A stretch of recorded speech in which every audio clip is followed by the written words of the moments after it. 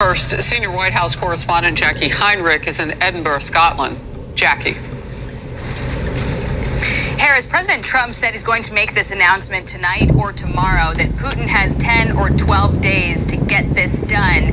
But he already effectively sent that message, telling reporters who were in the meeting with UK Prime Minister Keir Starmer that there's just no sense in giving Putin the full 50 days because he already knows what the end result's going to be at the end of that timeline. I'm disappointed in President Putin. Very disappointed in him. So we're going to have to look, and I'm going to reduce that 50 days that I gave him to a lesser number because I think I already know the answer what's going to happen. Trump said the consequence if Russia does not agree to a deal will be sanctions and maybe secondary sanctions on countries doing business with Russia. That would have big impacts for major purchasers of Russian oil like China, India, and Brazil. And President Trump also revealed something that Putin won't be getting and why. He wants to do trade deals with us. He talks about it all the time. He wanted to.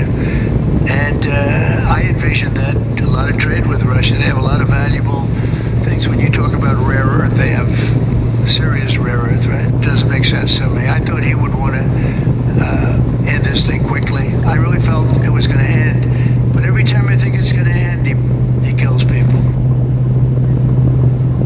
This was about as downcast as we've seen President Trump when it comes to his dealings with Putin. And he said that he doesn't want to have to hit Russia with sanctions and that he loves the Russian people. But he acknowledged that Putin has been saying the things that he wants to hear and then doing the opposite. He also acknowledged his own belief that he'll be able to get this thing to an end might be dimming because he doesn't understand what Putin's doing here and his mindset. But he did leave open the chance that maybe a deal still comes together within that 10 or 12 days. Just maybe.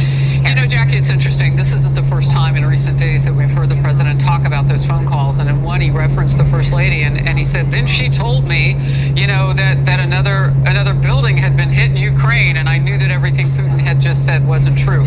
So all of this now seems to have a ramping up effect. We'll get into it with my first guest. Good to see you. Thank you. Steve Moore.